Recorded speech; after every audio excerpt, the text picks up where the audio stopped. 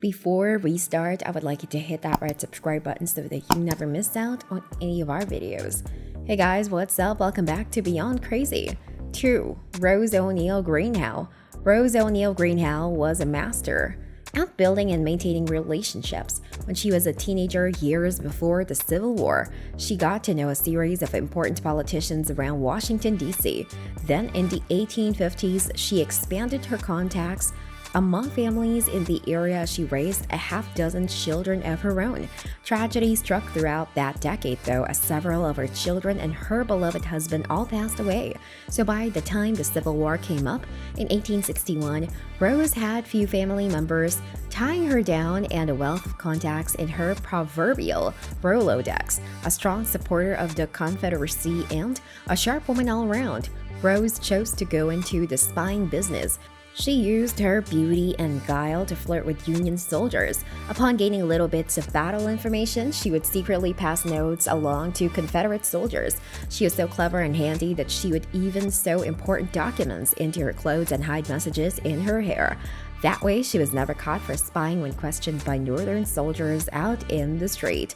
After several years of successful spying, the Union Army finally caught up with her. It took none other than soon-to-be famous Detective Alan Pinkerton himself to make the case against her. But even while in jail, Rose didn't go quietly. She was caught passing on information to other Confederate sympathizers several times while in prison. Her 8-year-old daughter was even caught smuggling information into Rose that had been scrawled in small letters on candy wrappers. As the war was ending, the Union released Rose. Her DC connections paid off for her once more when an influential American sent her off to Europe on a book deal. There, she was paid $2,000 in solid gold to write her memoirs. The book was a hit, but Rose wasn't long for the world. On the way back home, right before the end of the war, the ship she was on was rammed by an aggressive Union gunboat. The vessel sank and Rose went right down along with it. She had sewn up the gold pieces into her dress for the voyage home, and sadly, the weight of the precious metal was too much for her to overcome once in the water. 1. Belle Boyd.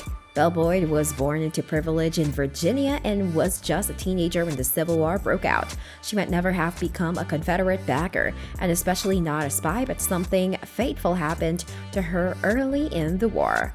Union soldiers occupied the area around her home in early 1861.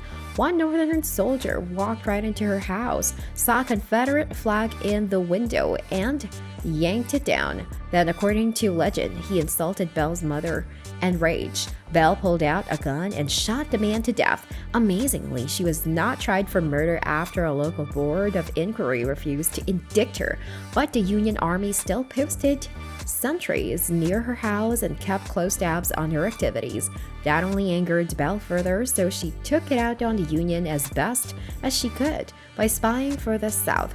Over the next 4 years, Boyd's spying exploits were so notorious that she would become known by nicknames like the Cleopatra of the Secession and the Siren of the Shenandoah. Some modern historians even now recognize her as the most infamous spy of the Civil War. Her acts were worthy of a movie, as we've seen with many other female spies.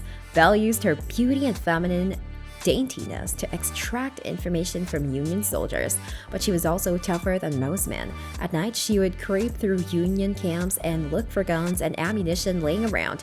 Upon finding rifles and other arms, she'd steal them and rush the pieces back to Confederate troops. When she felt like she'd be caught red-handed, she simply buried the rifles and later passed the locations along to Southern soldiers to dig up when in need. She was able to ingratiate herself into Union elite culture. Then she used the connections to eavesdrop on Union generals. In one notorious instance, she hid in a hotel room while several Northern leaders were discussing a march across Virginia. In another case, she escaped Union guards and survived being shot at while rushing to deliver a key piece of information to Confederate General Stonewall Jackson Belle was arrested on spying charges multiple times, and each time she was threatened with execution. But she simply kept on spying for the Southern cause.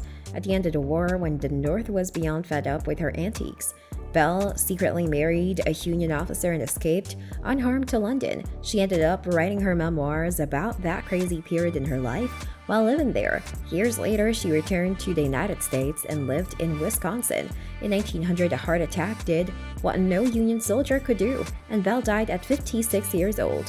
This brings us to the end of our video.